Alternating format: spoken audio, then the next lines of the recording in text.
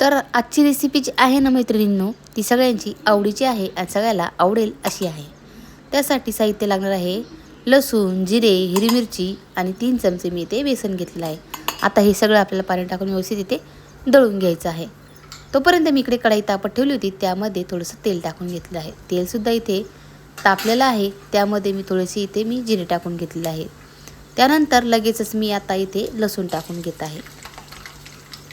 आता लसूण आणि जिरे आपल्याला इथे व्यवस्थित तडतडून द्यायचे आहेत. तांबूस कलर आला की लगेच आपण यामध्ये कढीपत्ता टाकून घेणार आहोत. तर हे बघा, अशा प्रकारे मी इथे कढीपत्तासुद्धा टाकून घेतलेला आहे. आता जे बॅटर आहे ना आपण तयार करून घेतलेलं, ते सुद्धा यामध्ये टाकून घेऊया. आणि आपल्याला खूप कमी गॅस करायचा आहे, जेणेकरून यामध्ये गाठी होणार नाही याची आपल्याला काळजी घ्यायची आहे. हे बघा, अशा प्रकारे मी इथे हे बॅटर जे आहे ते कमी गॅसवर मी ते शिजून घेत आहे. आता आपलं हे बॅटर इकडे शिजत आहे, तोपर्यंत आपण काय करणार आहोत, तिकडे थोडंसं दही दळून घेणार आहोत. हे बघा. तर नमस्कार, मी कविता, तुमचं माझ्या कवितास किचन रेसिपी यूट्यूब चॅनलमध्ये माझ्या सुंदर आणि माझ्या गोड गोड मैत्रिणीचं मी इकडे स्वागत करत आहे. तर हे बघा, मी तोपर्यंत इकडे दहीसुद्धा मी दळून घेतलेलं आहे. तर अशा प्रकारे आपल्याला दही ते दळून घ्यायचं आहे. तर हे बघा, आता मी इथे दहीसुद्धा दळून घेतलेलं आहे. हे बघा, आता ते यामध्ये टाकून घेऊया. आता थोडीशी मी यामध्ये हळदसुद्धा टाकून घेत आहे.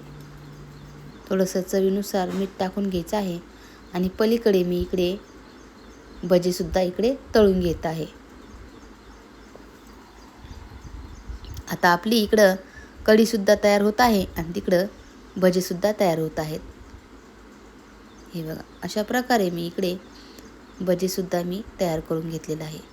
हे बघा, आपली इकडे कढीसुद्धा व्यवस्थित शिजत आहे आणि तिकडं भजीसुद्धा होत आहे. हे बघा, तुम्हाला मी अगदी जवळून दाखवत आहे. हे बघा, इकडे आपले भजी तयार होत आहेत आणि इकडे जे आहे आपली कढी तयार होत आहे. आता हे दोन्हीसुद्धा आपलं इकडे तयार झालेलं आहे. आपण हे भजी काढून घेऊया आणि या कढीमध्ये सुद्धा टाकून घेऊया. हे बघा, अशा प्रकारे मी भजी जे आहे तिथे टाकून घेतलेले आहे. जर तुम्हाला ही रेसिपी जर आवडली असेल तर नक्की लाईक करा. धन्यवाद.